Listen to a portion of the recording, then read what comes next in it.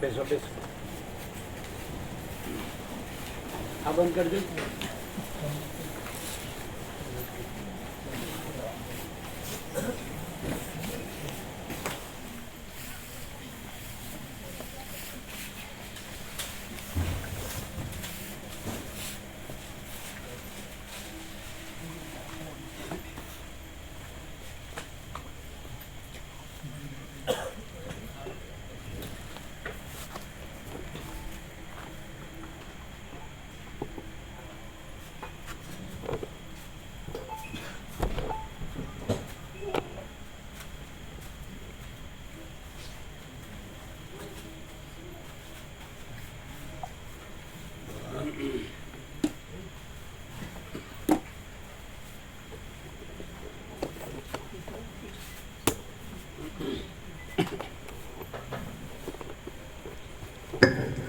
ઓમ ઓમ બરાબર છે અવાજ?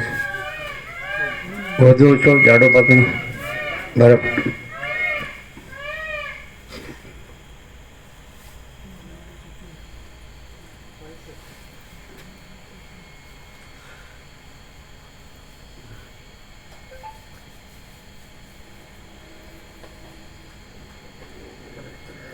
પરમ ચિદાકાશ, પરમ જ્યોતિ, અખંડ જ્યોતિ, અનંત પૂર્ણ, પરમ ચિદાકાશ, परम शांति, स्वयं सिद्ध, स्वयं प्रकाश, स्वयं पूर्ण, स्वस्वरूप, यही सब कुछ है, इसके सिवा कुछ नहीं है। शून्यवास अनंत कोटि महाकल्पो है ही नहीं। वशिष्ठराम मुमुक्षु प्रकरण राउंड 38मो राउंड।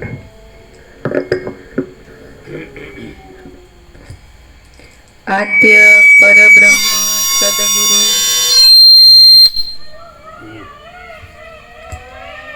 आद्य परब्रह्म सदगुरु देव की जय। ओम श्री परमात्मने नमः। श्री योग वासिष्ठ महारामायण मुमुक्षु प्रकरण पेज नंबर 99 सर्ग 15मो संतोषનું વર્ણન। આ 15મા સર્ગમાં વૈરાગ્ય રૂપી કલ્પવૃક્ષની છાયા સમાન સુખ, શીતળ અને મોક્ષના ત્રીજા દ્વારપાળ રૂપ સંતોષનું વર્ણન કરવામાં આવશે। વશિષ્ઠ બોલ્યા, હે શત્રુનાશન, સંતોષ જ પરમ કલ્યાણ રૂપ છે અને સંતોષ જ સુખ કહેવાય છે। સંતુષ્ટ પુરુષ પરમ વિશ્રામ પામે છે।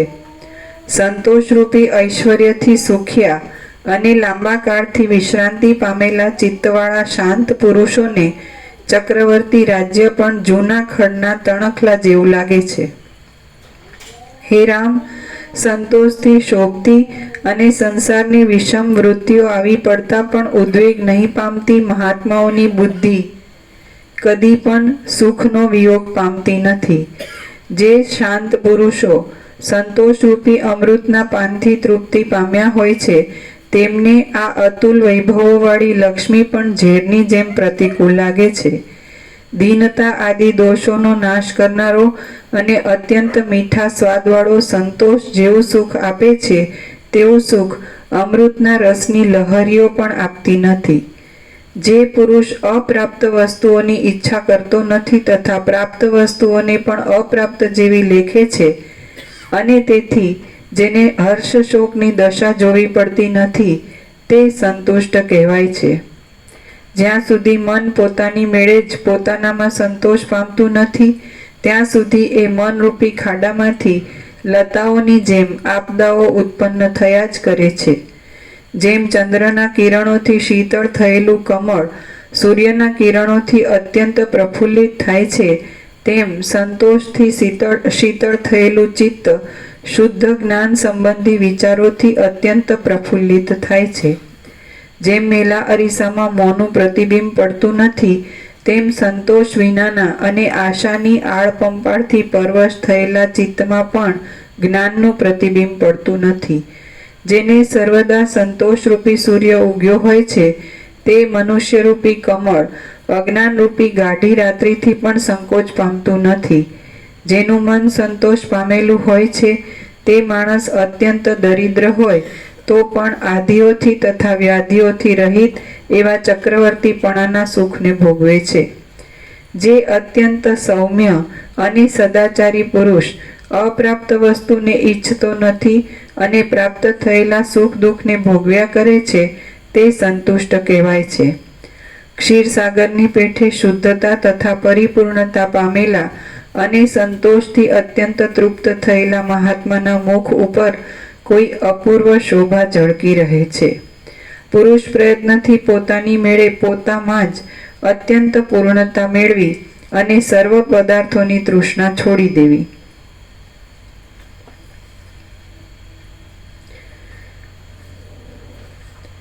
ચંદ્રના અમૃત જેવા સંતોષના અમૃતથી પૂર્ણ થયેલા પુરુષનું મન શાંત અને શીતળ થયેલી બુદ્ધિને લીધે પોતાની મેળે જ અખંડ સ્થિરતા પામે છે. જેમ રાજાની પાસે ચાકર લોકો પોતાની મેળે આવે છે, તેમ સંતોષથી પુષ્ટ થયેલા મનવાળા પુરુષની પાસે મોટી સમૃદ્ધિઓ કિંકર થઈને પોતાની મેળે આવે છે.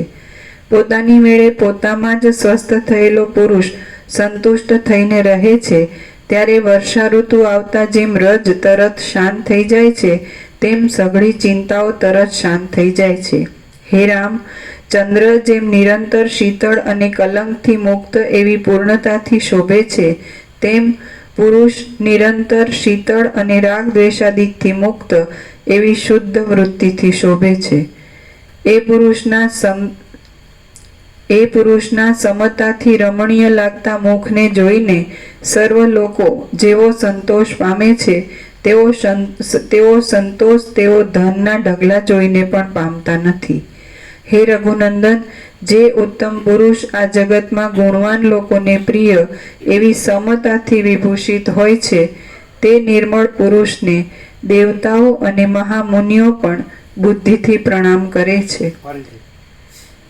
હે રઘુનંદન, જે ઉત્તમ પુરુષ આ જગતમાં ગુણવાન લોકોને પ્રિય એવી સમતાથી વિભૂષિત હોય છે, તે નિર્મળ પુરુષને દેવતાઓ અને મહામુનિઓ પણ બુદ્ધિથી પ્રણામ કરે છે. શ્રી યોગ વાસિષ્ઠ મહારામાયણમાં મુમુક્ષુ પ્રકરણનો સંતોષ નિરૂપણ નામનો સર્ગ 15મો સમાપ્ત. સર્ગ 16મો સત્સંગ વર્ણન. આ 16મા સર્ગમાં મોક્ષના ચોથા દ્વારપાળ સત્સંગનું વર્ણન કરવામાં આવશે અને 4માં એકનું સેવન કરવાથી પણ મોક્ષ મેળવવાનું કહેવાશે. વશિષ્ઠ બોલ્યા, હે મહાબુદ્ધિમાન, વિશેષ કરીને માણસોને આ સંસાર તરી જવામાં સાધુઓનો, નીચે ટાંચ છે, સાધુઓનો એટલે બ્રહ્મને સંશય વિપર્ય રહિત અપરોક્ષપણે જાણનારાઓનો. વશિષ્ઠ બોલ્યા, હે મહાબુદ્ધિમાન, વિશેષ કરીને માણસોને આ સંસાર તરી જવામાં સાધુઓનો સત્સમાગમ અહીં સર્વત્ર બહુ ઉપકારક છે. જે મહાત્માઓ સાધુઓના સંગરૂપી વૃક્ષથી ઉત્પન્ન થયેલા વિવેકરૂપી સ્વચ્છ ફળને સાચવી રાખે છે, તેઓ મોક્ષની સંપત્તિના પાત્રરૂપ થાય છે. વિદ્વાન લોકોના સમાગમથી ઉજ્જળ ઘર પણ ધનાદિકથી ભર્યું જેવું લાગે છે, મરણ પણ ઉત્સવ જેવું લાગે છે અને આપત્તિ પણ સંપત્તિ જેવી લાગે છે. આ જગતમાં સાધુઓનો સત્સમાગમનો જ જય જયકાર છે. તે સત્સમાગમ આપદારૂપી કમલિનીને હિમરૂપ છે અને મોહરૂપી ઝાકળને પવનરૂપ છે. સાધુઓનો સમાગમ બુદ્ધિને અત્યંત વધારનાર છે, અજ્ઞાનરૂપી વૃક્ષને કાપી નાખનાર છે અને આધિઓને દૂર કરનાર છે, એમ તમે સમજો. જેમ પાણી રેડવાથી પુષ્પોનો તથા ફળોનો સુંદર ગુચ્છ ઉત્પન્ન થાય છે, તેમ સાધુઓના સમાગમથી મનોહર અને ઉજ્જવળ એવો વિવેકરૂપી ઉત્તમ દીપક પ્રગટે છે. સાધુ સંઘની વિભૂતિઓ નાશરહિત, બાધરહિત અને નિરંતર વધતી રહેતી સર્વોત્તમ વિશ્રાંતિને આપે છે. અત્યંત કષ્ટદાયી દશાને પામેલા અને પરવશ થયેલા માણસોએ પણ સાધુઓના સમાગમને જરા પણ છોડવો જોઈએ નહીં. સંસારમાં સાધુઓના સમાગમો શુભ માર્ગના દીવારૂપ છે, હૃદયના અંધકારને હરનાર છે અને જ્ઞાનરૂપી સૂર્યના પ્રકાશરૂપ છે. જે મનુષ્ય સત્સંગતિ રૂપ શીતળ અને સ્વચ્છ ગંગામાં સ્નાન કરે છે તેને દાનોનું, તીર્થોનું, તપોનું કે યજ્ઞોનું શું પ્રયોજન છે? હે નિષ્પાપ, વિષયોમાં રાગ વિનાના, કપાઈ ગયેલા સંદેહવાળા અને દેહાદિકના અધ્યાસથી રહિત થયેલા સાધુ પુરુષો જો મળે તો પછી તપનું અને તીર્થયાત્રાનું શું કામ છે? જેમ દરિદ્રી મનુષ્ય મણીઓને પરમ પ્રયત્નથી જોયા કરે છે તેમ સમજુ મનુષ્ય વિશ્રાંતિ પામેલા મનવાળા સાધુઓને પરમ પ્રયત્નથી જોયા કરવા જોઈએ. જેમ લક્ષ્મીજી અપ્સરાઓના સમૂહમાં વિષ્ણુના સમાગમથી અને રૂપથી શોભ્યા હતા તેમ બુદ્ધિઓના સમુદાયમાં સાધુઓના સમાગમથી અને સદ્ગુણોથી બુદ્ધિમાન પુરુષોની બુદ્ધિ સર્વદા શોભે છે. જે ભાગ્યશાળીએ સાધુઓના સમાગમને છોડ્યો નથી તેમણે નિર્મળ વિચારથી મળનારા બ્રહ્મપદને સૌથી પહેલા પોતાના મુકુટરૂપ કરી લીધું છે એમ સમજવું. જે ભાગ્યશાળીએ સાધુઓના સમાગમને છોડ્યો નથી તેમણે નિર્મળ વિચારથી મળનારા બ્રહ્મપદને સૌથી પહેલા પોતાના મુકુટરૂપ કરી લીધું છે એમ સમજવું. અધ્યાસથી રહિત થયેલા બ્રહ્મપદને જાણનારા અને સઘળાઓને પ્રિય લાગનારા સાધુઓને સર્વ ઉપાયથી સેવવા જોઈએ, કારણ કે તેઓ જ સંસારરૂપી સમુદ્રમાં તરવાના સાધનો રૂપ છે. જે મનુષ્યોએ નરકરૂપી અગ્નિને મેઘની પેઠે ઠારી દેનારા સાધુઓને રમતમાં પણ દીઠા નથી તે મનુષ્યો નરકરૂપી અગ્નિઓને સૂકા ઈંધણાની જેમ કામ આવે છે. દારિદ્ર્ય, મરણ અને દુઃખ ઇત્યાદિ વિષયોની ભ્રાંતિઓ સાધુઓના સમાગમરૂપી ઔષધોથી સંપૂર્ણ રીતે ટળી જાય છે. માણસોને સંતોષ, સાધુઓનો સંગ, વિચાર અને શમ એ જ સંસારરૂપી સમુદ્રમાંથી તરવાના ઉપાયો છે. સંતોષ એ પરમ લાભ છે, સત્સંગ એ પરમ ગતિ છે, વિચાર એ પરમ જ્ઞાન છે અને શમ એ પરમ સુખ છે. સંતોષ એ પરમ લાભ છે, સત્સંગ એ પરમ ગતિ છે, વિચાર એ પરમ જ્ઞાન છે અને શમ એ પરમ સુખ છે. એ ચાર સંસારને ભેદવાના નિર્મળ ઉપાયો છે. જેમણે એમનો અભ્યાસ કર્યો હોય છે તેઓ મોહરૂપી જળવાળા સંસારરૂપી સમુદ્રને તરી ગયા છે એમ સમજવું. હે સુબુદ્ધિમાનોમાં શ્રેષ્ઠ, એ ચારમાંથી નિર્મળ ફળ આપનારા એકનો પણ જો અભ્યાસ થાય તો ચારેનો અભ્યાસ થઈ જાય છે.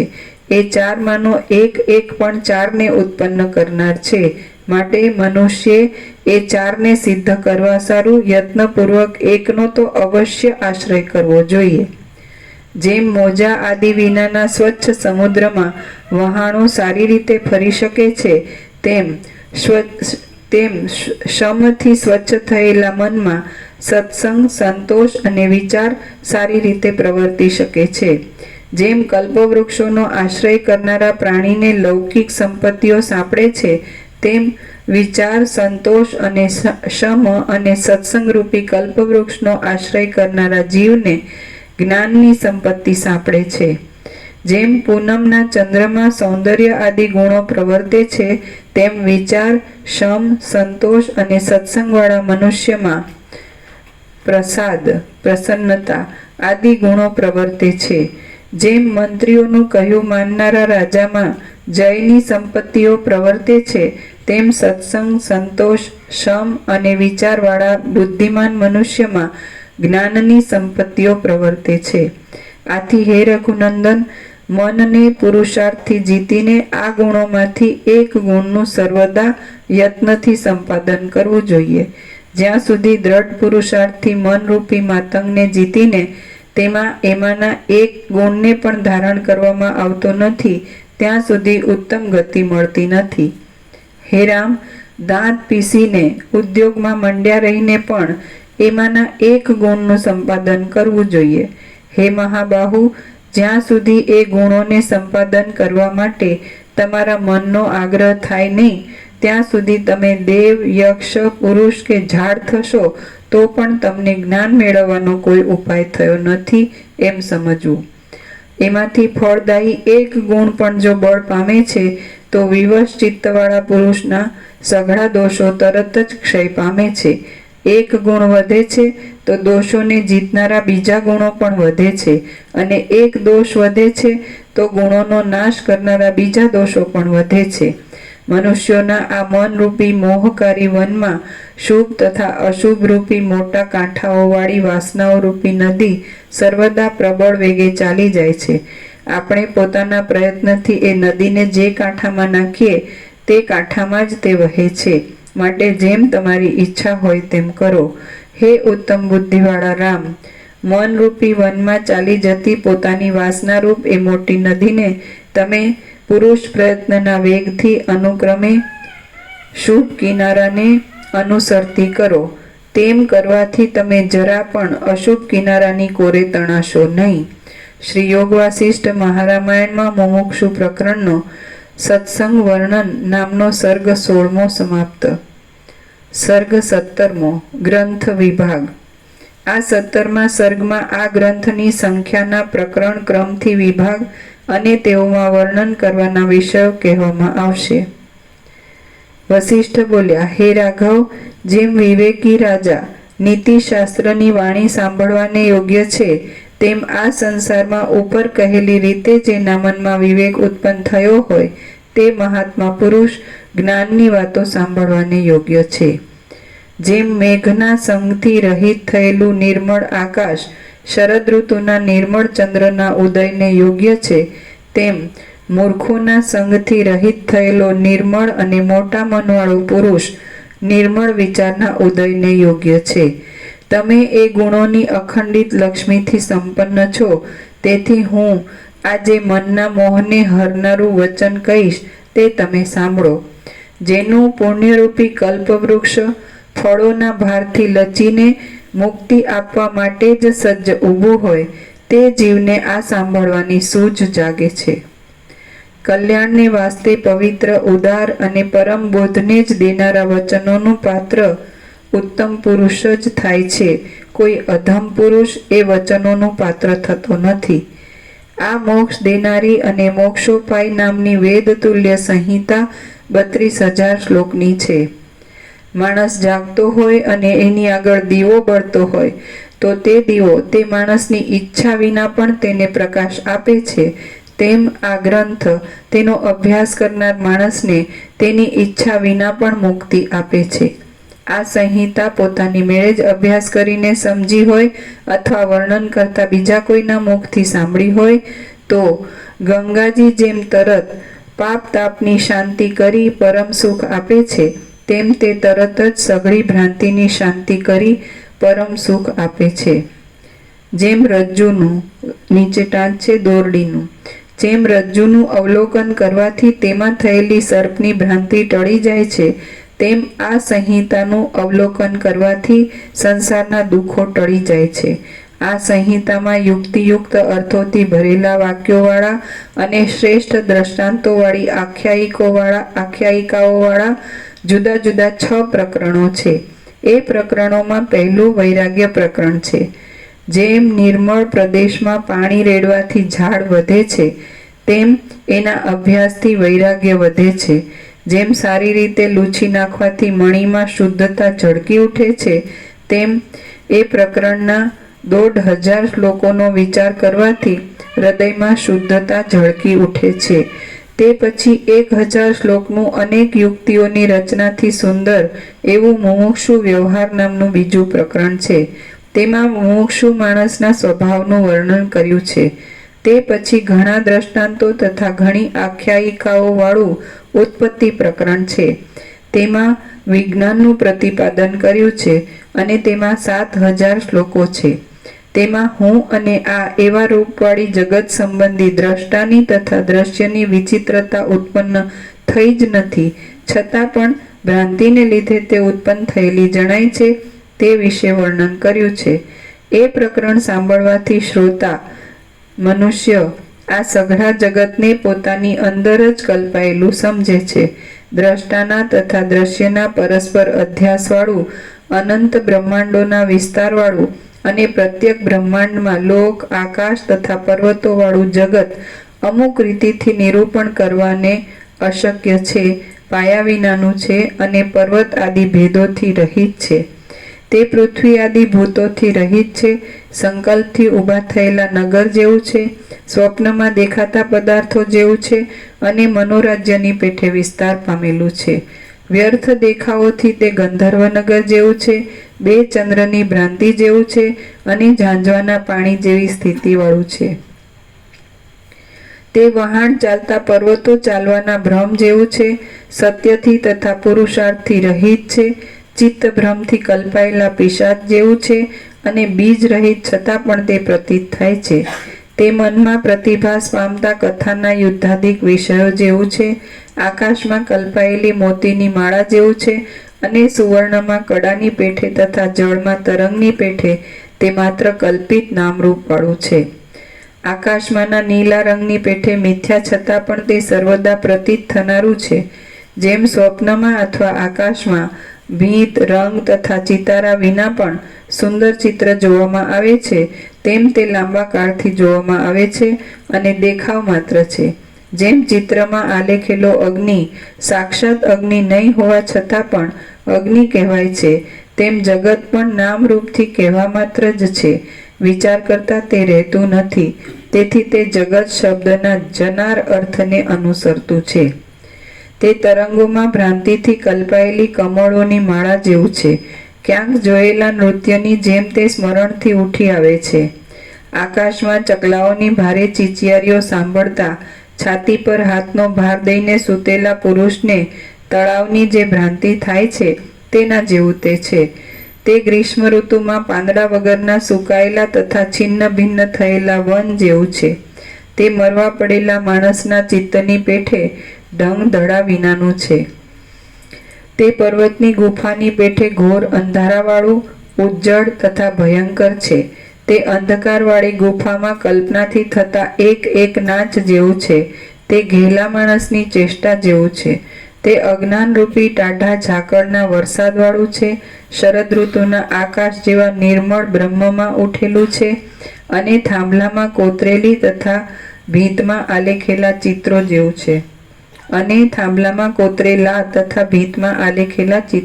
છે.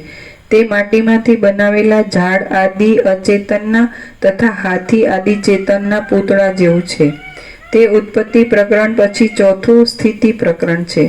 તેમાં 3000 શ્લોકો છે અને તેમાં ઘણા વ્યાખ્યાનો તથા ઘણી આખ્યાયિકાઓ છે.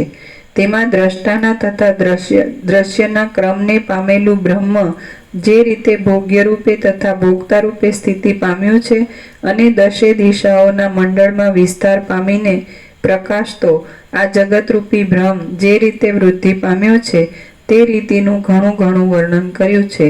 તે પછી 5મું 5000 શ્લોકનું પવિત્ર અને અનેક યુક્તિઓથી રમણીયતાવાળું ઉપશાંતિ પ્રકરણ છે. તેમાં આ જગત, હું, તું અને તે એવી રીતે ઉઠેલી ભ્રાંતિ જે પ્રકારથી શાંત થાય છે, તે પ્રકાર અનેક શ્લોકોથી કહ્યો છે. એ ઉપશાંતિ પ્રકરણ સાંભળવાથી જીવન મુક્ત થયેલા પુરુષને જન્મ મરણ રૂપી સંસાર શાંત થઈ જાય છે. તે વખતે તે ભ્રાંતિ મરવાથી ક્ષીણ થયેલું તે જગત ભૂસાઈ ગયેલી આલેખેલી સેનાની પેઠે કંઈક કંઈક જોવામાં આવે છે. તે માંડ 100માં ભાગે બાકી રહે છે. તે બીજાના ચિત્તમાં રહેલી સંકલ્પિત નગરની શોભા જેવું થઈ જાય છે. પડખામાં સૂતેલો માણસ સ્વપ્નમાં ધનાદિક નહીં મળવાથી યુદ્ધ કરતો હોય તથા મોટી ચીસો પાડતો હોય તેના જેવું તે લાગે છે. તે શાંત સ્થિતિમાં સંકલ્પથી કલ્પાયેલા પ્રબળ વાદળાના ભયંકર શબ્દ જેવું લાગે છે. વળી તે સ્વપ્નથી અથવા સંકલ્પથી કલ્પાઈને ઘણી રીતે ભૂલાઈ ગયેલા નગર જેવું લાગે છે. પછી અનુક્રમે એ શાંતિ કરતાં પણ વધારે શાંતિ મળે છે. ત્યારે જગત ભવિષ્ય નગરના બગીચામાં જણનારી વાંઝણી જેવું જ લાગે છે અને વાંઝણીએ જીભથી વર્ણન કરવા માંડેલી પોતાના પુત્રોની યુદ્ધ આદિ સંબંધી કથાના અનુભવ જેવું લાગે છે. ત્યારે તે જેણે ચિત્રો કદી પણ આલેખ્યા ન હોય તેના ચિત્રોથી ભરાઈ ગયેલી ભીંત જેવું લાગે છે અને બીજા માણસે કલ્પેલી છતાં ભૂલાઈ જવાતી નગરી જેવું લાગે છે. તે કોઈ પણ ઋતુમાં ઉત્પન્ન નહીં થયેલા બગીચા જેવું લાગે છે. તે ભવિષ્યની ફૂલવાડીમાં વસંતનો રંગ લાગ્યા જેવું જણાય છે અને છેવટે તે જેમાં તરંગોના સમૂહ અંદર જ લીન થઈ ગયા હોય એવી સ્વચ્છ જળવાળી નદી જેવા પરબ્રહ્મ રૂપ જ થઈ જાય છે. તે પછી છઠ્ઠું નિર્વાણ પ્રકરણ કહ્યું છે. તેમાં 14,500 શ્લોકો છે અને તે જ્ઞાનરૂપી મહાન પુરુષાર્થને આપનારું છે. એ પ્રકરણ યથાર્થ સમજાયાથી મૂળ અવિદ્યાનો પણ નાશ થાય છે અને તેથી સઘળી કલ્પનાઓની શાંતિવાળું પરમ કલ્યાણરૂપ નિર્વાણ પ્રાપ્ત થાય છે. નિર્વાણ પામેલો પુરુષ નિર્વિષય થાય છે, ચૈતન્યના પ્રકાશરૂપ થાય છે, જ્ઞાનરૂપ થાય છે, ઉપાધિઓ રહિત થાય છે, વાદળા વિનાના આકાશના ગર્ભ જેવો સ્વચ્છ થાય છે અને સંસાર સંબંધી સઘળી ભ્રાંતિઓથી મુક્ત થાય છે. તે જગતની ક્રિયાઓથી પરવારી ચૂકે છે અને કૃતાર્થતાને લીધે સુસ્થિત થાય છે. જેમાં સર્વ લોકોના પ્રતિબિંબ પડે એવા હીરાના સ્તંભની પેઠે તે નિર્લેપ થઈ જાય છે અને આકાશની પેઠે નિર્લેપ થઈ જાય છે અને ઘણા બ્રહ્માંડોને ગળી જઈને તે અત્યંત તૃપ્તિવાન થાય છે અને સઘળા બાહ્ય ભોગોથી તે શૂન્ય થાય છે. ત્યારે તે શરીર, ઇન્દ્રિયો, દેવતા, ત્યાજ્ય તથા ગ્રાહ્ય એઓના વિચારથી રહિત થાય છે. શરીરવાળો છતાં પણ શરીર વગરનો થાય છે અને સંસારવાળો છતાં પણ સંસાર રહિત થાય છે. તે ચૈતન્યમય થાય છે અને કઠિન પથરાના ગર્ભની પેઠે બીજા પદાર્થના પ્રવેશને અયોગ્ય થાય છે. તે જગતને પ્રકાશ આપનાર ચૈતન્યાત્મક સૂર્ય રૂપે પરમ પ્રકાશરૂપ થાય છે. તે છતાં દ્રશ્ય પદાર્થો નહીં રહેવાને લીધે તે ગાઢા અંધકારના ગાંગડાની પેઠે પરમ અંધ જેવો થઈ જાય છે. તે સંસારની દુષ્ટ ખટપટોથી મુક્ત થાય છે અને આશાઓ રૂપી વિસૂચિકાથી મોકળો થાય છે. તે અહંકાર રૂપી પિશાચને જોતો નથી અને શરીર રહિત છતાં પણ તે બીજાઓને શરીરી હોય તેવો લાગે છે. મહામેરુ પર્વતના કોઈક ફૂલમાં એકાદ ભમરી બેઠી હોય છે તેમ બ્રહ્મરૂપ થયેલા એ જીવન મુક્ત પુરુષના કરોડો રૂંવાડામાંના એક રૂંવાડા જેવી અવિદ્યાના એકાદ ભાગમાં આ જગતનું સૌંદર્ય વાસ કરીને રહે છે.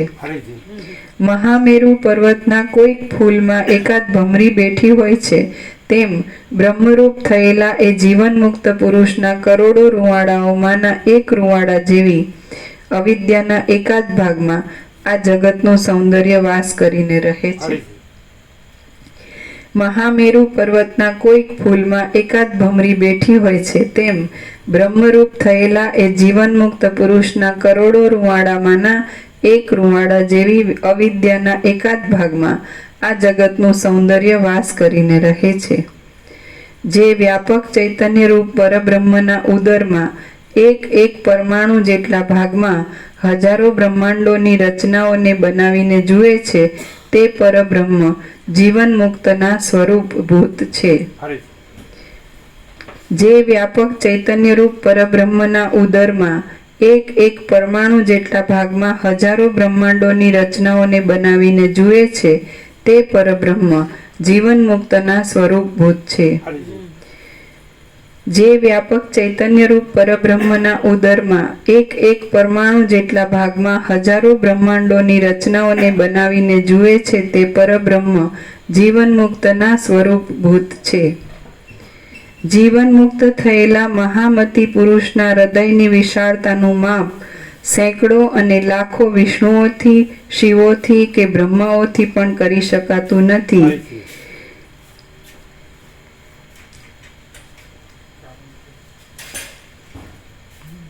જીવન મુક્ત થયેલા મહામતી પુરુષના હૃદયની વિશાળતાનું માપ સેંકડો અને લાખો વિષ્ણુઓથી, શિવોથી કે બ્રહ્માઓથી પણ કરી શકાતું નથી.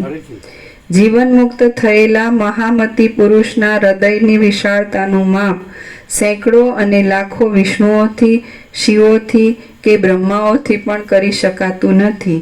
કારણ કે સર્વોત્તમ બ્રહ્મરૂપ થયેલા જીવન મુક્તના હૃદયની વિશાળતા અપાર જ છે. કારણ કે સર્વોત્તમ બ્રહ્મરૂપ થયેલા જીવન મુક્તના હૃદયની વિશાળતા અપાર જ છે. કારણ કે સર્વોત્તમ બ્રહ્મરૂપ થયેલા જીવન મુક્તના હૃદયની વિશાળતા અપાર જ છે. શ્રી યોગ વાસિષ્ઠ મહારામાયણમાં મુમુક્ષુ પ્રકરણનો ગ્રંથ વિભાગ નામનો સર્ગ 17મો સમાપ્ત. સર્ગ 18મો ગ્રંથના ગુણ. આ 17મા સર્ગમાં જીવન મુક્તને સર્વોત્તમ બ્રહ્મરૂપ કહ્યું છે. અને એ દેહરૂપ નથી, પણ આ જે દ્રશ્ય ભ્રાંતિ છે એમાં એ દેહરૂપ પાસે છે. જેનામાં દ્રશ્ય ભ્રાંતિ છે કે હું આ છું, આ જગત છે, એ છે નહીં. પણ એ પરમ ચિદાકાશ, પરમ જ્યોતિ, અખંડ જ્યોતિ, જે મૂળ, જે પરમ ચૈતન્ય પ્રકાશ તત્વ છે, એ રૂપ છે. એટલે મૂળ જે અનંત પૂર્ણ સ્વરૂપ છે, અખંડ સ્વરૂપ છે, ચૈતન્ય સ્વરૂપ, અખંડ ચૈતન્ય, પૂર્ણ ચૈતન્ય, એ સ્વરૂપ છે. અને આ જે છેલ્લા જે 3 વાક્ય જીવન મુક્તનું સ્વરૂપ નિરૂપણ છે, એટલા જ જો બરાબર હૃદયંગમ થાય, આત્મસાત થાય, તો માણસને એ જેને પરબ્રહ્મ પરમાત્મા કહે છે, પરમ ચિદાકાશ, મહાચિદાકાશ, પરમાકાશ, કે જે અનંત ચૈતન્ય પ્રકાશ, અનંત ચૈતન્ય શાંતિ, તેનું અનુસંધાન થાય છે.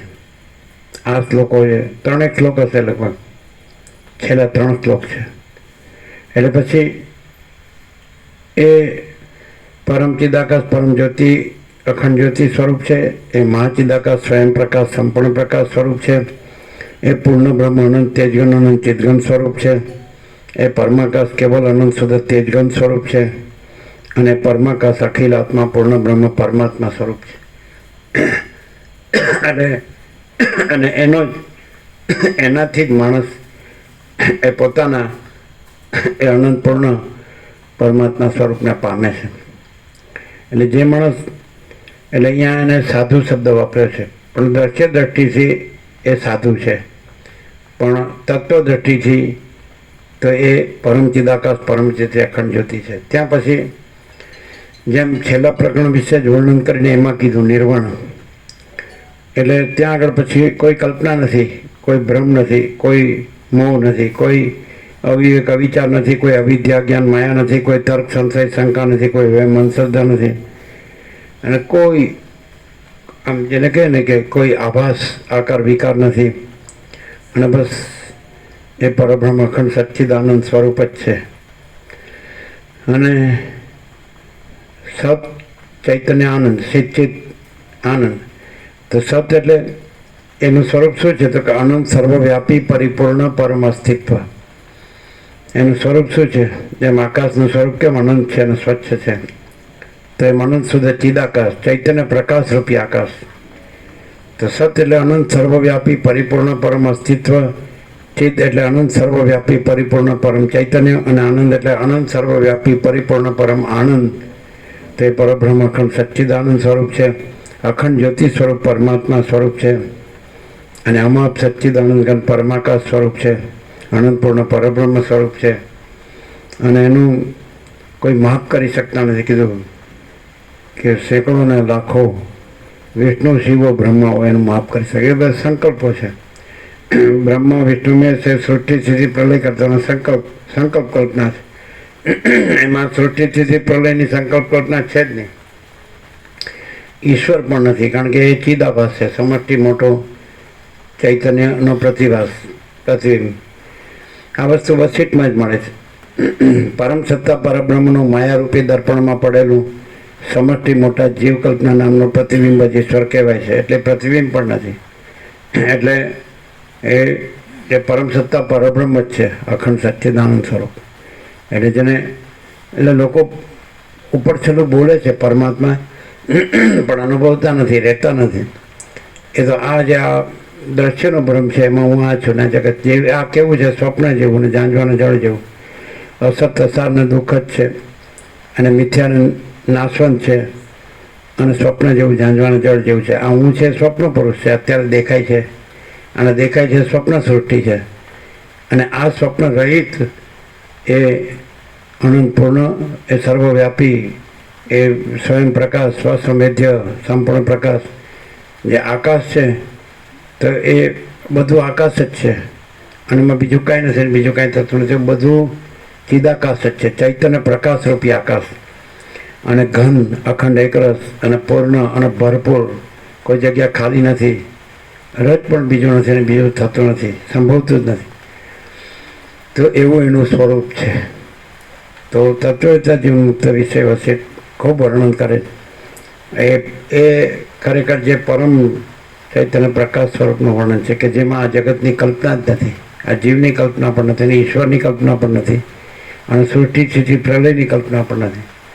તેવું અનંત અખંડ અભેદ સ્વરૂપ છે. મહા ચિદાકાશ, સ્વયં પ્રકાશ, સંપૂર્ણ પ્રકાશ, મહાચિદાકાશ જ્યોતિ, અનંત અખંડ અભેદ, મહાચિદાકાશ જ્યોતિ, મહાતત્વ, મહાસામાન્ય, મહાચિદાકાશ કૈવલ્ય, અણિશુદ્ધ આરપાર, કૈવલ્ય, સદા એકલું, પોલીસ વન. તો બધું જેમ અનંત મહાસાગરમાં બધું જળ જ છે, એ રીતે અનંત સંપૂર્ણ મહાચૈતન્ય પર મહાચિદાકાશ મહાસાગરમાં બધું ચૈતન્ય જ છે. આ બધું ચૈતન્ય જ. ચૈતન્યની અંદર આ બધું સ્વપ્ન જેવું અને ઝાંઝવાના જળ જેવું આ જગત ભાસે છે, દ્રષ્ટાદ્રશ્ય ભાસે છે, પંચભૂત ભાસે છે, નામરૂપ અને સૃષ્ટિથી પ્રલય. પણ આ બધું કાંઈ નથી, અને બધું અનંત શુદ્ધ ચિદઘન, હિ અનંત શુદ્ધ ચિદઘન, ચૈતન્ય ઘન. ઘન એટલે આમ શિલા કેવી ઘન હોય છે કે એમાં બીજું કાંઈ હોતું નથી, તેવું ચૈતન્ય છે, પ્રકાશ છે, એ ઘન છે. અનંત પ્રકાશ, અનંત આનંદ, અનંત શાંતિ. આ છે કેવળ સ્વસ્વરૂપ, કેવળ મહાચિદાકાશ છે, સ્વયં સિદ્ધ, સ્વયં પ્રકાશ, સ્વયં પૂર્ણ સ્વસ્વરૂપ. તો આ પ્રકાશથી મનુષ્યને જ્ઞાન થાય છે. નિર્વાણ છે એમાં જ્ઞાન થાય છે એમ કીધું છે. અને કલ્પના શાંત થાય છે એમ કીધું છે. કલ્પના આગળ તો ભ્રમ, આગળ તો મોહ, અને અહંકાર ને જગત અને જન્મ મૃત્યુ, આ બધી કલ્પના કે ભ્રમ શાંત થાય છે. અને જ્ઞાન છે તો એ પરબ્રહ્મ છે. એ પરબ્રહ્મ છે. એ કૃષ્ણ પણ ગીતામાં એ જ કહે છે કે જ્યોતિષમ અપિ તદ જ્યોતિ તમસ પરમુચ્યતે જ્ઞાનમ જ્ઞેયમ જ્ઞાનગમ્યમ હૃદિ સર્વસ્વ વિષ્ઠિતમ. તો એ પરબ્રહ્મ જ્યોતિઓની જ્યોતિ છે, અજ્ઞાન અંધકારથી પળ છે. અજ્ઞાન અંધકારમાં આ બધું ભાષે છે કે હું આ શું જગત છે, જન્મું છું, જીવું છું, હું મારું કરું છું, રાગદ્વેષ કરું છું, સુખી દુઃખી થાઉં છું, મરી જાઉં છું. તો આ સ્વપ્ન છે. ખરેખર પરબ્રહ્મ છે, અને પરબ્રહ્મ પોતાનું સ્વરૂપ છે, અને એ અજર અમર છે. ચિદાકાશ એક હી અદ્વિતીય અનાદિ અનંત, અને પરમાકાશ અનંત સંપૂર્ણ અનંત સર્વતઃ, અને પરમાકાશ નિરંજન નિરાકાર નિર્વિકાર અપરિચ્છિન્ન પરમાકાશ પરમ ચિદાકાશ, અને એ તુર્યાતીત છે. એટલે ત્યાં આગળ દ્રષ્ટાદ્રશ્ય પણ નથી અને સાક્ષી સાક્ષ્ય પણ નથી, તેવું અખંડ સચ્ચિદાનંદ સ્વરૂપ છે. તો કૃષ્ણ પણ કહે છે જ્યોતિઓની જ્યોતિ છે, અજ્ઞાન અંધકારથી પળ છે, અને જ્ઞાનમ જ્ઞેયમ જ્ઞાનગમ્યમ હૃદિ સર્વસ્વ વિષ્ઠિતમ. એ પરબ્રહ્મ જ્ઞાન છે. એટલે સર્વત્ર સદા સર્વમાં જે જ્ઞાન છે એ પરબ્રહ્મ છે, એ પરમાત્મા. અને જ્ઞાન છે એને આ જો જગત સ્વપ્ન સાથે ન જોડે તો એ જ્ઞાન પરબ્રહ્મ છે, અખંડ સચ્ચિદાનંદ. અને જેવી રીતે પરબ્રહ્મ છે ત્યાં સ્વપ્ન પાસે છે, અને સ્વપ્નનો સ્વપ્ન પુરુષ પાસે છે, અને સ્વપ્ન સૃષ્ટિ પાસે છે. તેવી રીતે અહીં પણ એ પરબ્રહ્મ છે, જ્ઞાન રૂપે છે, એ આ જગતરૂપી સ્વપ્ન આકારે પાસે, ત્યાં આ એમાં સ્વપ્ન પુરુષ આકારે પાસે, ત્યાં એની સ્વપ્ન સૃષ્ટિ પાસે. પણ જેવું એને નિર્વાણ પ્રકરણથી જ્ઞાન થાય છે એટલે પોતે પરબ્રહ્મ છે, અને પછી આ જગત સ્વપ્ન એમાં કાંઈ નથી, એના સ્વપ્ન પુરુષ પણ નથી, એના સ્વપ્ન સૃષ્ટિ પણ નથી, પછી એના કંઈ સૃષ્ટિથી પ્રલય નથી, જન્મ જીવન મૃત્યુ નથી, હું મારું કે રાગ દ્વેષ કે સુખ દુઃખ કે જન્મ મૃત્યુ કશું નથી, અને પરબ્રહ્મ જ છે. અને એ પરબ્રહ્મ છે એક જ અદ્વિતીય અનાદિ અનંત છે, આકાશ જેવું. જેમ આપણે 17 કીધું કે આકાશ જેવો આખો અનંત ચૈતન્ય પ્રકાશ છે, અને વ્યાસ પૂર્ણિમાએ કીધું કે સર્વ પરમાત્મા છે. તો એ પોતે પરમાત્મા છે, પરબ્રહ્મ છે, પોતે પરમ ચિદાકાશ પરમ જ્યોતિ અખંડ જ્યોતિ છે, તત્વવેતા જીવન મુક્ત. અને જ્ઞાન થાય છે તો જ્ઞાનમ જ્ઞેયમ જ્ઞાનગમ્યમ, એ પરબ્રહ્મ જ્ઞાન છે, જ્ઞેય જાણવા યોગ્ય તત્વ છે, અને જ્ઞાનગમ્ય જ્ઞાનથી જ જણાય. જેવી રીતે સૂર્ય અને સૂર્યપ્રકાશ તો એક જ છે, તો પ્રકાશથી સૂર્ય જણાય છે. એવી રીતે પરબ્રહ્મ પરમાત્મા સૂર્ય છે અને જ્ઞાન પ્રકાશ છે. તો જ્ઞાનથી જે જ્ઞાન છે એ જો પોતાને આ જગત સ્વપ્ન સાથે ન જોડે, આ સ્વપ્ન પુરુષ સાથે ન જોડે, પોતાને આ સ્વપ્ન સૃષ્ટિ સાથે ન જોડે, તો એ જ્ઞાન પરબ્રહ્મ છે. એ અનંત સુધી ચિદાકાશ છે, ચૈતન્ય પ્રકાશ રૂપી આકાશ. એ અજર અમર છે. એમાં આ બધું પછી જન્મ વિકારનાશને આભાસાકાર વિકારને સમષ્ટિ વ્યક્તિને આ બધું કાંઈ આ ભેદાભેદ કંઈ છે જ નહીં. એ તો બસ અખંડ ચૈતન્ય છે, પૂર્ણ ચૈતન્ય છે. તો એ જ્ઞાન એટલે પરબ્રહ્મ છે, પરમાત્મા છે, સૂર્ય છે અને જ્ઞાન છે, પ્રકાશ છે. એટલે જ ગીતામાં કૃષ્ણ કે પરબ્રહ્મ જ્ઞાન છે, જ્ઞેય છે, જાણવા યોગ્ય તત્વ છે અને જ્ઞાન ગમ્ય છે, જ્ઞાનથી જ જણાય છે. અને હૃદય સર્વસ્વ વેષ્ટિતમ, સર્વના હૃદયમાં રહેલું છે. તો સર્વના હૃદયમાં જે જ્ઞાન છે એ જ પરબ્રહ્મ પરમાત્મા છે. એ જ પરમ ચિદાકાશ પરમ જ્યોતિ અખંડ જ્યોતિ છે. એ જ મહાચિદાકાશ સ્વયં પ્રકાશ સંપૂર્ણ પ્રકાશ છે. એ જ પૂર્ણ બ્રહ્માનંદ તેજગણ ચેતગણ છે. એ જ એ પરમાકાશ કેવલાનંદ શુદ્ધ તેજગણ છે. એ જ પરમાકાશ અખિલાત્મા પૂર્ણ બ્રહ્મ પરમાત્મા છે. એટલે જ્ઞાન જ પરમાત્મા છે. જેમ પ્રકાશ જ સૂર્ય છે તો એમ જ્ઞાન પરમાત્મા સૂર્ય છે. અને હવે બે વાત છે કે એ જ્ઞાન છે જ્યારે સ્વપ્નને જુએ છે ત્યારે એ પોતામાં સ્વપ્ન પુરુષને એની સ્વપ્ન સૃષ્ટિરૂપ ભાષે છે. પણ જ્યારે એ જ્ઞાન પોતાને જુએ છે, સ્વપ્નને નથી જોતો, તો ત્યાં પછી આ સ્વપ્ન પુરુષને એની સ્વપ્ન સૃષ્ટિ નથી અને ત્યાં પછી પોતે પરબ્રહ્મ સૂર્ય છે. જ્ઞાન આપણે ઇંગ્લિશ 8થી જે સમાધાન આપીએ છીએ તો ઇંગ્લિશ 8 એમાં 2 સ્ફિયર છે, ઉપરનો રાઉન્ડ ને નીચેનો રાઉન્ડ. તેમાં વચ્ચેનો જોઈનિંગ પોઈન્ટ છે, તો એરો મારી અને અહીંયા આપણે જ્ઞાન લખીએ, જ્ઞાન. તો એરો ઉપર જાય, સમજે છે ને, કે સંપૂર્ણ કલ્પના રહિત એટલે કેવળ જ્ઞાન, તો એ પરબ્રહ્મ પરમાત્મા છે. ઉપરનો રાઉન્ડ પરબ્રહ્મ પરમ ચિદાકાશ પરમ જ્યોતિ અખંડ જ્યોતિ મહાચિદાકાશ સ્વયં પ્રકાશ સંપૂર્ણ પ્રકાશ. એ જ્ઞાન પોતે જ.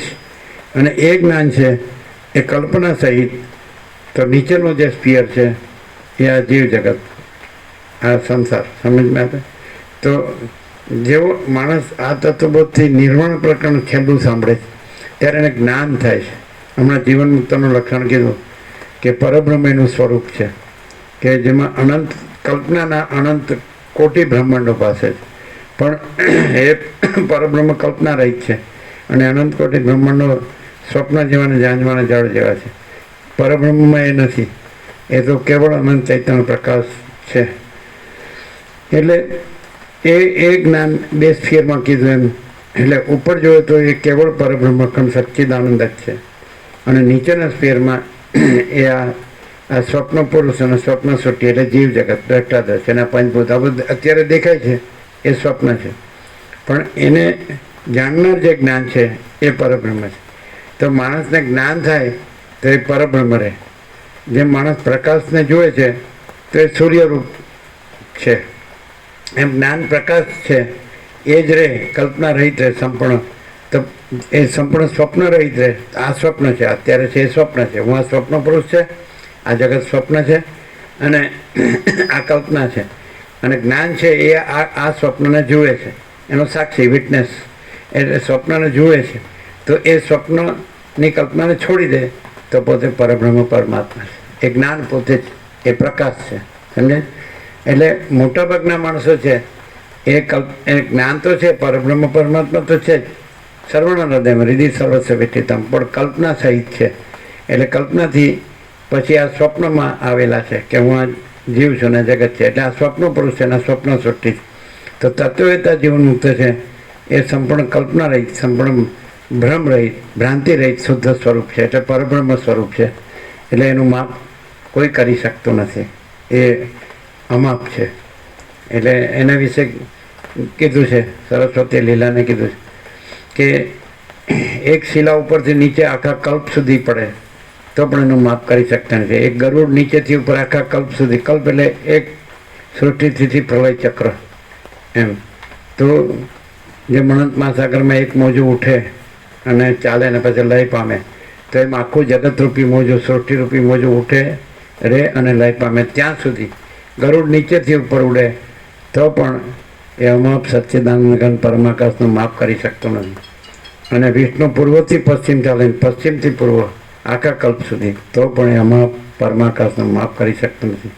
તો તત્વવેદતા જીવન મુક્ત જ્ઞાનથી, કેવળ જ્ઞાનથી અને સંપૂર્ણ કલ્પના રહિત અને સંપૂર્ણ ભ્રાંતિ રહિત, એટલે હું છું ને જગત છે આ સ્વપ્ન ભ્રાંતિ, જાંજવાના જળ જેવી ભ્રાંતિ રહિત શુદ્ધ સ્વરૂપ એ હું કેવળ હું અમાપ સચ્ચિદાનંદ ઘન પરમાકાશ છું. હું કેવળ પરબ્રહ્મ અખંડ સચ્ચિદાનંદ છું. હું કેવળ અખંડ જ્યોતિ સ્વરૂપ પરમાત્મા છું. હું પોતે અનંતપૂર્ણ પરબ્રહ્મ છું, સ્વપ્રકાશ. એની અંદર આ હું ને આ જગત, આ સ્વપ્ન, આ કંઈ છે જ નહીં. આ અસત છે, અસાર છે, દુઃખ છે, અને આ મિથ્યા નાશવંત છે, અને આ સ્વપ્ન જેવું જાંજવાના જળ જેવું છે. એટલે જેવી રીતે એ પોતે પરબ્રહ્મ છે, પરમ પ્રકાશ છે, પરમ આનંદ છે, પરમ શાંતિ છે, અનંત પ્રકાશ છે, અનંત આનંદ છે, અનંત શાંતિ છે, એમાં આ કોઈ કલ્પના જ નથી. જેમ આકાશની અંદર આ બધું જ દ્રશ્ય ભાસે છે, પણ આકાશમાં કોઈ દ્રશ્યની કલ્પના નથી, એમ ચૈતન્ય પ્રકાશ રૂપી આકાશ છે, એમાં બધું દ્રશ્ય ભાસે છે, પણ અનંત શુદ્ધ ચિદાકાશ, ચૈતન્ય પ્રકાશ રૂપી આકાશ, એની અંદર આ દ્રશ્યની કોઈ કલ્પના નથી. તો એવો એ તત્વ એ જીવન મુક્ત છે, અનંત શુદ્ધ ચિદાકાશ. એટલે વસિષ્ઠ કે હું આ વસિષ્ઠ નથી, હું અનંત શુદ્ધ ચિદાકાશ છે. એની અંદર બીજું કોઈ નથી, કાંઈ નથી ને કાંઈ તત્વ નથી. જેમ આકાશ છે એમાં બીજું આકાશ નથી, એમ ચિદાકાશમાં બીજું ચિદાકાશ નથી. તો એ જ જેને આપણે પરમ સત્ય કહીએ છીએ, પરમ તત્વ કહીએ છીએ, પરમ ચૈતન્ય કહીએ છીએ, પરમ પ્રકાશ કહીએ છીએ, પરમ આનંદ કહીએ છીએ, પરમ શાંતિ કહીએ છીએ, એને આપણે પરમ પૂર્ણ કહીએ છીએ, પરમ સમાન, અને એને પરમ અમૃત કહીએ છીએ, પરમ તૃપ્તિ, પરમ સંતોષ, પરમ સમાધાન, પરમ કલ્યાણ, પરમ whole and soul, all in all, ભરપૂર ભરેલું છે, પૂર્ણ છે, અખંડ છે, એક રસ છે, ભરપૂર, કોઈ જગ્યા ખાલી નથી. તો એવું આપણું પોતાનું એવું અનંતપૂર્ણ અને અખંડ સચ્ચિદાનંદ પરમાત્મા સ્વરૂપ છે. એની અંદર કોઈ અભાવ નથી ને કોઈ ઈચ્છા નથી. અને આ સ્વપ્નમાં કોઈ અભાવ મળતો નથી, ઈચ્છા પૂરી થતી નથી. એટલે માણસ દોડ કરીને પછી થાકીને મરી જાય. અને જો માણસ જ્ઞાનથી પોતાના અનંતપૂર્ણ પરમાત્મા સ્વરૂપને અનુભવી લે તો એ અજર અમર છે, અને એની અંદર કોઈ અભાવ નથી, કોઈ ઈચ્છા નથી, પોતે પૂર્ણ છે, પોતે અખંડ સચ્ચિદાનંદ સ્વરૂપ. તો નિર્વાણનો જે મહિમા એ આપણે અહીંયા જ 11મી તારીખે પૂર્ણ થયું. આપણે અહીંયા 15મી ઓગસ્ટે આવ્યા, અને 17મી ઓગસ્ટે આપણે થોડું બાકી હતું, આગળનું 37મો રાઉન્ડ એ અહીંયા પૂર્ણ થયો. 11મી મને 12મીથી આપણે સપ્ટેમ્બર આપણે ફરીથી 38મો રાઉન્ડ લીધો છે. ભીખોકાનંદ સંસ્કૃત સાહિત્યના 2 ભાગ છે અને 1756 પાના છે. તો આપણે વર્ષોથી અખંડ એમાં એક અક્ષરમાં ચાલી રહ્યા છીએ, પહેલા અક્ષરથી છેલ્લા અક્ષર. 37 રાઉન્ડ પૂર્ણ થયા છે, 38મો રાઉન્ડ છે, અને આપણને એમાં અનુભવાય છે કે જાણે આખો અનંત ચૈતન્ય પ્રકાશ પરમાત્મા પોતાને પોતે સાંભળે છે. આ સરળ શ્રવણ એવું છે કે આ જે અખંડ અને એટલે અનંતપૂર્ણ બોધ જે છે, અખંડ પૂર્ણ તત્વબોધ જે છે, તો એ એવો સંભળાય જાણે પહેલી વાર સાંભળતો એવું લાગે છે. કે 38મો રાઉન્ડ છે તો આપણે પહેલા અક્ષરથી છેલ્લા અક્ષર સુધી આપણે આને સાંભળીએ. તેમાં છેલ્લું નિર્વાણ તો હમણાં જ સાંભળ્યું 11 તારીખ સુધી, અને એને અત્યારે પાછું સ્ટાર્ટમાં લઈ લીધું કે દરેક 6 પ્રકરણો છે: વૈરાગ્ય, મુમુક્ષ, ઉત્પત્તિ, સ્થિતિ, ઉપશમ, નિર્વાણ પૂર્વાર્ધ, નિર્વાણ ઉત્તરાર્ધ. તેમાં નિર્વાણ જ્ઞાન છે, અને જ્ઞાન છે એ આપણું એ પરમ સ્વરૂપ છે. આ આપણું સ્વરૂપ નથી, આ તો આપણું સ્વપ્ન રૂપ છે. અને આ ખાલી એક જન્મ પહેલાં નહોતું અને મૃત્યુ પછી નથી, અને આમ જાણે કાંઈ નથી એવો ભાસ છે, પણ એ પરમ પ્રકાશ છે, એ આપણું સાચું સ્વરૂપ છે. એ અનંત ચૈતન્ય પ્રકાશ, અનંત ચૈતન્ય શાંતિ. તો એ અનંત પ્રકાશ, અનંત આનંદ, અનંત શાંતિ એ સંપૂર્ણ સ્વાનુભવ છે, અને એ જ રહીએ છીએ ને એ જ પ્રકાશીએ છીએ. બાકી આ કાંઈ નથી, અને આ બધું કાંઈ નથી. આ નહોતું ત્યારે પણ આપણે અનંત ચૈતન્ય પ્રકાશ, અનંત ચૈતન્ય શાંતિ હતા. આ છે તો પણ આજે પણ આપણે અનંત ચૈતન્ય પ્રકાશ, અનંત ચૈતન્ય શાંતિ છે. આ નથી, અને આ નહીં હોય ત્યારે પણ આપણે અનંત ચૈતન્ય પ્રકાશ, અનંત ચૈતન્ય શાંતિ રહીશું સર્વત્ર સદા. પરમ ચિદાકાશ, સ્વયં સહજ, સર્વત્ર સદા. એટલે એ સનાતન છે, શાશ્વત છે, નિત્ય, ઇટર્નલ, અને એટલે એમાં જન્મ વિકાર નાશ નથી, અજર અમર. એટલે આપણે પોતે આપણે કેવળ અનંત ચૈતન્ય પ્રકાશ પરમાત્મા છીએ એવો અનુભવાય છે. આપણે કેવળ અખંડ જ્યોતિ સ્વરૂપ પરમાત્મા છે. એમાં આ બધું આભાસ માત્ર છે, એપિયરન્સ, આજે જે દેખાવ માત્ર છે, અને સતત પરિવર્તનશીલ છે, એવર ચેન્જેબલ, અને આપણે અનચેન્જેબલ છીએ. આપણે જે આના સાક્ષી છીએ, જાણનાર છીએ, પરમાત્મા છીએ, તો એ કદી બદલાતા નથી. જે મહાસાગરમાં મોજા બદલાય છે, વેવ્સ, તરંગો, લહર, પણ મહાસાગર બદલાતો નથી. એમાં આપણે અનંત સંપૂર્ણ મહાચિદાકાશ મહાસાગર છીએ, અને એમાં આ સૃષ્ટિરૂપી મોજા એ સતત ઉત્પન્ન થાય છે, ચાલે છે અને લય પામે છે.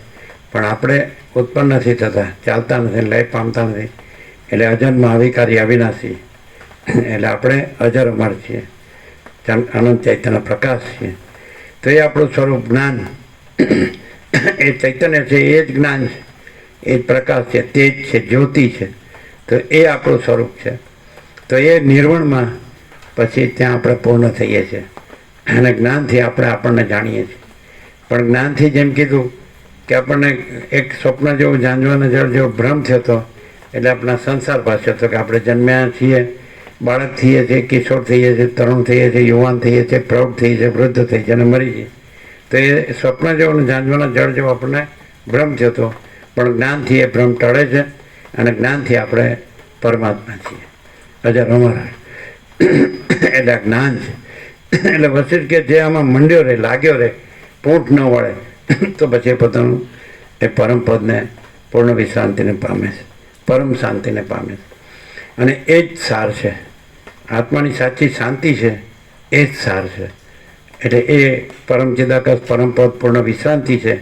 તો એ આપણે પોતે જ્ઞાન રૂપે એ છીએ. અને જે જ્ઞાન છે ત્યાં સ્વપ્ન જેવો, જાણવાના જળ જેવો આ સંસાર ભ્રમ થાય છે, એ અજ્ઞાન છે. ભ્રમ છે એ અજ્ઞાન છે, અને જ્ઞાન છે તો એ પરબ્રહ્મ છે. તો આપણે જ્ઞાન રૂપે આપણે પરબ્રહ્મ છીએ, અને અજ્ઞાન રૂપે તો ભ્રમ છે, એ કાંઈ નથી. એટલે આપણે જ્ઞાન થાય છે ત્યારે આપણે પરબ્રહ્મ છીએ. નિર્વાણમાં જ્ઞાન થાય છે, અને કોઈ કલ્પના રહેતી નથી. આ બધી કલ્પના છે, ભ્રમ છે, મોહ છે, અવિવેક, વિચાર, અવિદ્યા, જ્ઞાન, માયા, તર્ક, સંશય, શંકા, વેમન, સદા કશું નથી. અને આપણે અહીં અત્યારે જ્ઞાન રૂપે આપણે એ જ્ઞાન પ્રકાશ છે, ચૈતન્ય પ્રકાશ છે, અને આપણે એ પરબ્રહ્મ સૂર્ય છીએ. તો એ આપણે પ્રકાશીએ છીએ.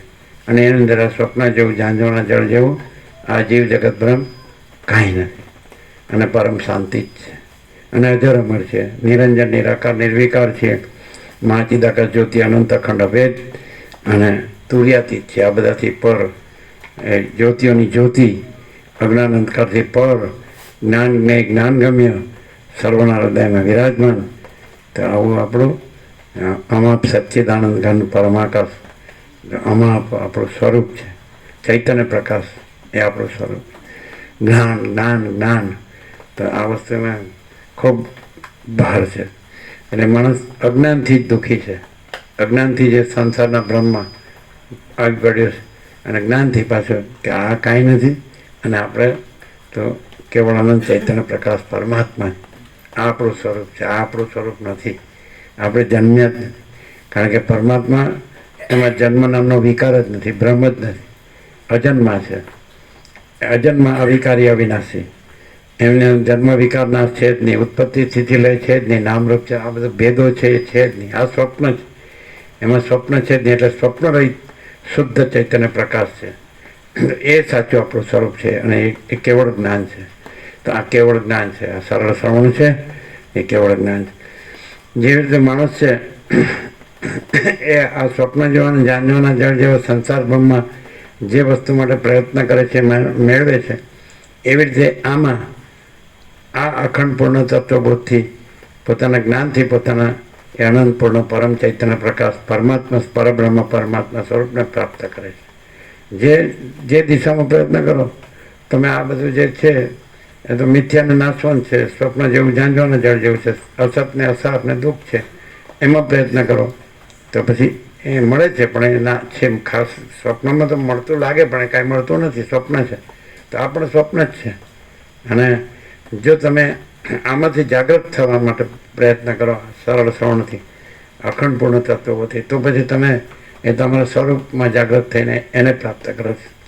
એ જેને આમાં આવી ગયો આગળ કે ગુરુઓ શિષ્યોને કહે છે કે હે પુત્રો, જે સર્વોત્કૃષ્ટ છે અને જે પરમ સત્ય છે અને જે નિત્ય છે એને પ્રાપ્ત કરી લો, એટલે પરમાત્મા, સુપ્રીમ સેલ્ફ.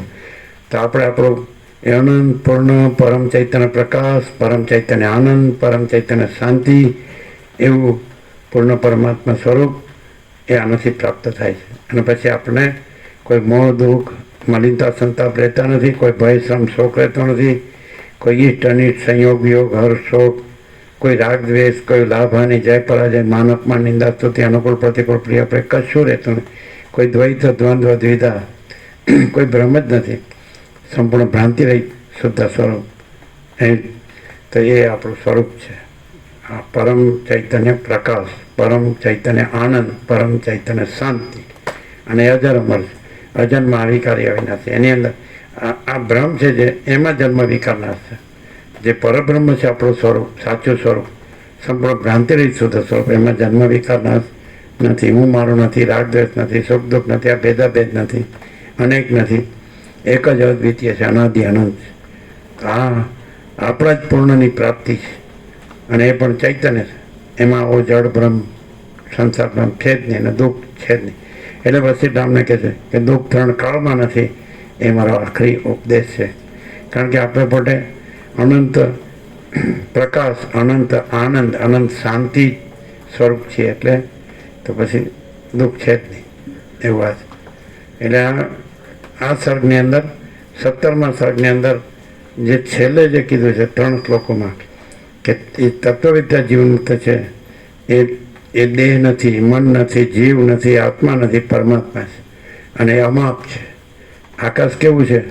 તો અમાપ છે. તો એ આકાશથી પણ પર, એ પરમાકાશ, એ પરમ ચિદાકાશ, એ મહાચિદાકાશ, એ પરબ્રહ્મ પરમાત્મા અમાપ છે. અને નિરંજન નિરાકાર નિર્ગુણ, એમાં બીજું કાંઈ નથી, બીજું કાંઈ થતું નથી.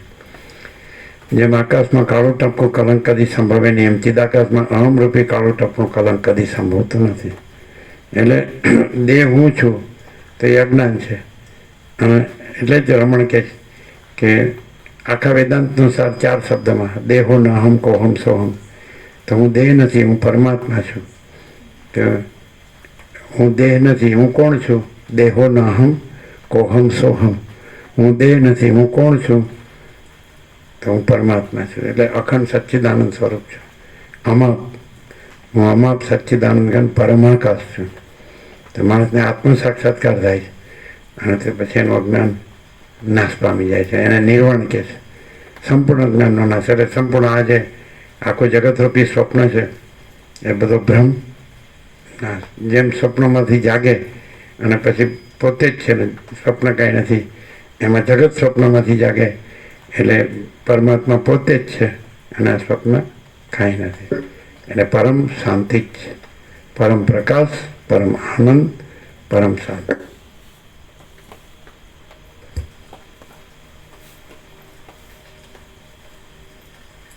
સર્ગ 18મો, ગ્રંથના ગુણ. આ 18મા સર્ગમાં આ ગ્રંથના મુખ્ય ગુણો ફળોની સાથે કહેવામાં આવશે અને ઉપમાઓમાં કયા અંશો ગ્રહણ કરવા તે પણ કહેવામાં આવશે. વશિષ્ઠ બોલ્યા, જેમ સારું બીજ વાવવામાં આવ્યું હોય તો તેમાંથી સારું ફળ અવશ્ય ઉત્પન્ન થાય છે, તેમ આ સંહિતાને વાંચવાથી અવશ્ય જ્ઞાન ઉત્પન્ન થાય છે. માણસે રચેલું શાસ્ત્ર પણ જો યુક્તિઓથી તત્વનો નિર્ણય કરાવતું હોય તો તેને ગ્રહણ કરવું, અને ઋષિએ રચેલું શાસ્ત્ર પણ જો તેવી રીતે નિર્ણય કરાવતું ન હોય તો તેને ત્યજી દેવું. બુદ્ધિમાન પુરુષે તો ન્યાયને અનુસરતી પદ્ધતિ જ પકડવી જોઈએ.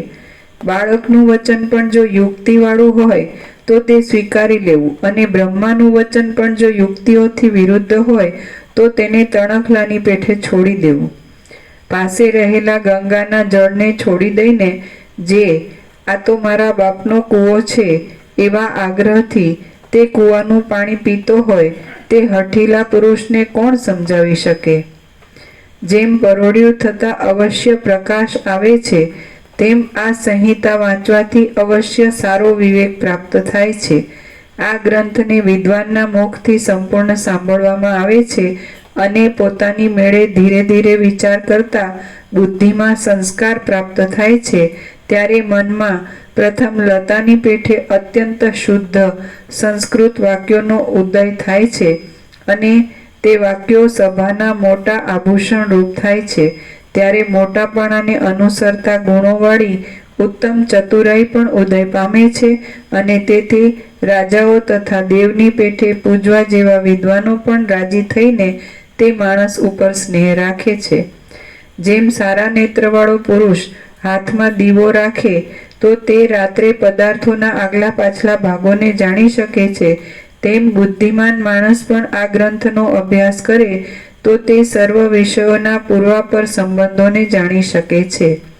જેમ શરદ ઋતુ બેસતા દિશાઓના ધુમ્મસ ધીરે ધીરે સારી પેઠે ઓસરી જાય છે, તેમ આ ગ્રંથનો વિચાર કરતા બુદ્ધિના લોભ તથા મોહ આદિ દોષો ધીરે ધીરે સારી પેઠે ઓછા થતા જાય છે.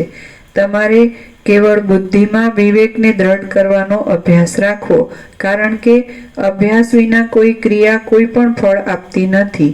જેમ શરદ ઋતુમાં મોટું તળાવ સ્વચ્છ થાય છે, તેમ આ ગ્રંથના અભ્યાસથી મન સ્વચ્છ થાય છે. જેમ મંદરાચળ નીકળી ગયા પછી સમુદ્ર અત્યંત સ્થિર થઈ ગયો હતો, તેમ મન ત્યાં અત્યંત સ્થિર થઈ જાય છે. આ ગ્રંથનો અભ્યાસ કર્યાથી મોહરૂપી કાજળ વિનાની, અંધકારના પડદાને દૂર કરનારી અને પદાર્થોનો વિભાગ દેખાડનારી બુદ્ધિ રત્નના દીવાની આંચની પેઠે અત્યંત પ્રકાશી રહે છે. જેમ સૂર્યનારાયણ ભગવાન છે તો એનાથી ત્રૈલોક્ય પ્રકાશે છે. તો ત્રૈલોક્ય પોતાનો પ્રકાશ નથી, પણ સૂર્યનારાયણ ભગવાનનો પ્રકાશ છે. સૂર્યનારાયણ ભગવાન છે તો એમાંથી નવગ્રહો ઉપગ્રહ બધું નીકળ્યું છે. ગુરુત્વાકર્ષણથી એની આસપાસ ફરે છે. પૃથ્વીમાં પ્રાણી પદાર્થ વ્યવહાર થાય છે. બધાનું બંધારણ, ધારણ, પોષણ, ગતિવિધિ બધું છે. તો મેઇન તો સૂર્ય જ છે. એવી રીતે મેઇન તો પરમાત્મા સૂર્ય જ છે. અને સૂર્યથી આખું જગત પ્રકાશે છે, પણ આખું જગત સૂર્યમાં નથી. એમ પરમાત્મા સૂર્યથી આખું જગત પ્રકાશે છે, પણ આખું જગત પરમાત્મા સૂર્યમાં નથી. આમાં જે પ્રકાશ છે એ પરમાત્મા સૂર્યનો પ્રકાશ છે. આ જગતનો પોતાનો પ્રકાશ નથી. જેમ સૂર્યથી જગત પ્રકાશે છે, પણ સૂર્યનો પ્રકાશ છે, જગતનો પ્રકાશ નથી. અને પછી સૂર્યમાં કોઈ જગત નથી. એમ પરમાત્મા સૂર્યથી જગત પ્રકાશે છે, પણ જગતનો પોતાનો પ્રકાશ નથી. પરમાત્મા સૂર્યનો પ્રકાશ છે અને એમાં જગત નથી, આભાસ માત્ર છે, એપિયરન્સ. તેવી રીતે માણસને જ્ઞાન થાય એટલે એ પ્રકાશને જુએ છે, અનુભવે, જાણે છે, અનુભવે છે. અને પછી આભાસને જોતો નથી. જેમ સૂર્ય છે એમાં પોતાનો પ્રકાશ જ છે, રાત્રિનો અંધકાર પણ નથી અને આ જગતનો આરોપી આભાસ પણ નથી. તેમ પરમાત્મા સૂર્ય છે, એમાં પણ અજ્ઞાન અંધકાર પણ નથી અને જગતરૂપી આભાસ પણ નથી. એટલે જ્ઞાન એટલે એ પરમાત્મા સૂર્યનો પ્રકાશ. અને એ પ્રકાશથી જ, એટલે વસિષ્ઠ કહે છે રામને, તે જ્ઞાનથી જ પરમાત્માની પ્રાપ્તિ થાય છે, ક્રિયાથી પ્રાપ્તિ થતી નથી. ક્રિયા જગતમાં આવે, આભાસમાં આવે, અને જ્ઞાન એ પરમાત્માનો પ્રકાશ છે. એટલે પ્રકાશ એ જ્ઞાન છે. તો આ જ્ઞાન છે એટલે એ પરમાત્માનો પ્રકાશ રૂપ છે, પરમાત્મા સૂર્યના. એટલે એનાથી પરમાત્મા સૂર્ય જણાય છે, અનુભવાય છે, એની પ્રાપ્તિ થાય. અને પછી એમાં જગતનો આભાસ રહેતો નથી. જ્યાં સુધી પરમાત્મા સૂર્ય જાણવામાં ન આવે, જ્ઞાન ન હોય, અને ત્યાં સુધી અજ્ઞાન હોય તો જગતનો આભાસ સાચો લાગે છે. એટલે પછી આ સંસારના આ જન્મ મરણ, હર્ષ, શોક આ બધું લાગે છે. અને જેવું જ્ઞાન થાય તો પરમાત્મા સૂર્યમાં તો આ જગતરૂપી આભાસ છે જ નહીં. એટલે પ્રકાશ જ છે, જ્ઞાન જ છે. એટલે પછી અજર અમર છે. એટલે આ બધું નાશવંત છે, મિથ્યાને નાશવંત છે, અસત અસારને દુઃખ છે, અને સ્વપ્ન જેવું, ઝાંઝવાના જળ જેવું છે. એટલે જ્ઞાન જ આ સંસારમાં સાર છે. કારણ કે જ્ઞાન છે એ પરમાત્માનું સૂર્યનો પ્રકાશ છે. તો પ્રકાશમાં જગત પ્રકાશે છે ખરું, પણ પ્રકાશમાં પોતામાં જગત નથી. તો એવી રીતે જ્ઞાન પ્રકાશમાં આ જગત પ્રકાશે છે ખરું, પણ જ્ઞાન પ્રકાશમાં પોતામાં આ જગત આભાસ નથી. એટલે જો જ્ઞાન ન હોય તો જગત આભાસ સાચો લાગે છે, અને જ્ઞાન હોય તો પરમાત્મા સૂર્ય સાચા લાગે છે, પછી જગત આભાસ સાચો લાગતો નથી. જેને જ્ઞાન હોય છે તે પરમાત્મા સૂર્ય રૂપે રહે છે. પ્રકાશ એ પ્રકાશ છે અને પ્રકાશ તો સૂર્ય રૂપ છે. પરમાત્મા સૂર્ય, જ્ઞાન પ્રકાશ છે અને પરમાત્મા સૂર્ય. એટલે જ્ઞાન પ્રકાશથી એ પરમાત્મા સૂર્ય રૂપ રહે છે, તત્વવેતા જીવન મુક્ત. અને એમાં અજ્ઞાન રહેતું નથી, એટલે જગતનો આભાસ રહેતો નથી. બે વસ્તુ નથી, સૂર્ય પ્રકાશ અને જગત આભાસ. તો સૂર્યથી જગત આભાસ ભાસે છે, પ્રકાશે છે, પણ સૂર્યમાં જગત આભાસ નથી. એમ પરમાત્મા સૂર્ય પ્રકાશ એટલે જ્ઞાન પ્રકાશ, ચૈતન્ય પ્રકાશ અને જગત આભાસ. તો પરમાત્મા સૂર્ય જે ચૈતન્ય પ્રકાશ જ્ઞાન છે, એની અંદર જગત આભાસ નથી. તો જેને જ્ઞાન થાય છે તો આ સત્સાપ થશે, એના અખંડ પૂર્ણ તત્વોથી એને જ્ઞાન થાય છે, એટલે એને પ્રકાશ થાય છે. એ ચૈતન્ય પ્રકાશ છે, એ જ પરમાત્મા સૂર્ય છે.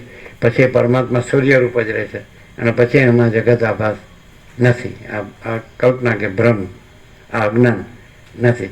કારણ કે પ્રકાશ હોય ત્યાં અંધકાર ન હોય, એટલે જ્ઞાન હોય ત્યાં અજ્ઞાન ન હોય.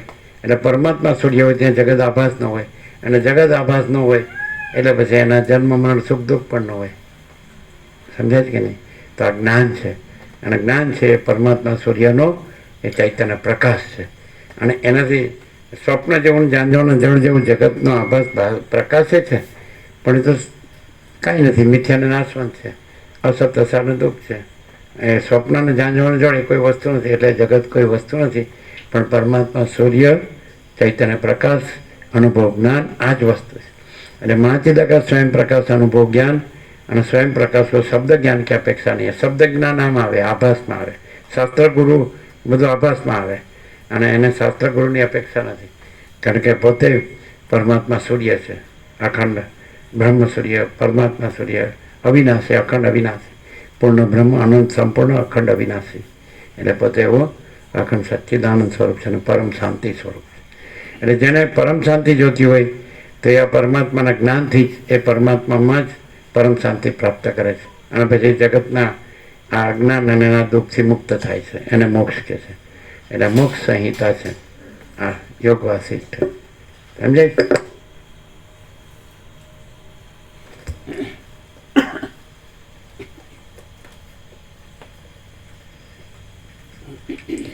બાણો જેમ કવચવાળા મનુષ્યના મર્મ સ્થળોને કાપી શકતા નથી, તેમ દીનતા અને દારિદ્ર્ય આદિ દોષોથી ભરેલા વિચારો જગતનું મિથ્યાત્વ સમજનારા માણસોના ચિત્તોને ભેદી શકતા નથી.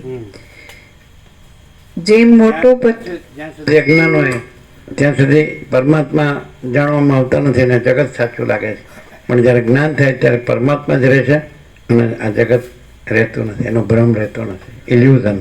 આ સાચું નથી. આને સાચું માને છે એટલે માણસનો દુઃખ મટતું નથી, એને અભાવ મળતો નથી, ઈચ્છા પૂરી થતી, આમાં દોડ્યા કરે. પણ પછી ખબર પડે ચાલો આમાં કાંઈ મળ્યું નહીં. અને જ્ઞાન થાય છે તો એ પછી આ એના માટે છે જ નહીં, એટલે આમાં દોડવાનું, દુઃખી થવાનું છે જ નહીં. અને પછી પોતે પૂર્ણ જ છે, સત ચૈતન્ય આનંદ, પોતે પ્રકાશ છે, અનંત પ્રકાશ, અનંત આનંદ, અનંત શાંતિ.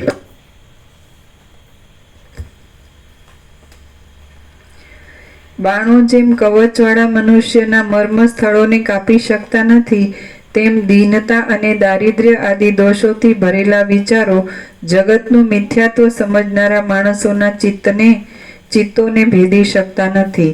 જેમ મોટો પથ્થર આગળ પડ્યો હોય તો પણ બાણો તેને ભેદી શકતા નથી, તેમ શાસ્ત્ર જાણનાર ચિત્ત આગળ રહ્યું હોય છતાં સંસારના મહાદુઃખદાયી ત્રાસો તેને ભેદી શકતા નથી. જો સંસારમાં જન્મ પ્રથમ થયો હોય તો પુરુષાર્થ મુખ્ય ગણાય, અને જો કર્મ પ્રથમ થયા હોય તો દૈવ મુખ્ય ગણાય. ત્યારે એમાંથી પ્રથમ શું થયું હશે ઇત્યાદિ અનેક સંશયો છે. જેમ દિવસથી અંધારું ટળી જાય છે તેમ આ ગ્રંથના અભ્યાસથી તે સંશયો ટળી જાય છે. રાત્રિ શાંત થતા સૂર્યનો ઉદય થાય છે ત્યારે જેમ સર્વ પદાર્થો યથાસ્થિત જોવામાં આવે છે, તેમ આ શાસ્ત્રથી મોહ શાંત થતા વિવેકનો ઉદય થાય છે ત્યારે સર્વદા જગતનું તત્વ યથાસ્થિત જોવામાં આવે છે. વિચાર કરનારા માણસને મનમાં સમુદ્રના જેવી ગંભીરતા, મેરુના જેવી સ્થિરતા અને ચંદ્રના જેવી શીતળતા સાંપડે છે. જેની સઘળી કલ્પનાઓ શાંત થઈ છે તે પુરુષનું જીવનમુક્તપણું ધીરે ધીરે પરિપાક પામે છે અને તેનું વાણીથી વર્ણન કરી શકાતું નથી.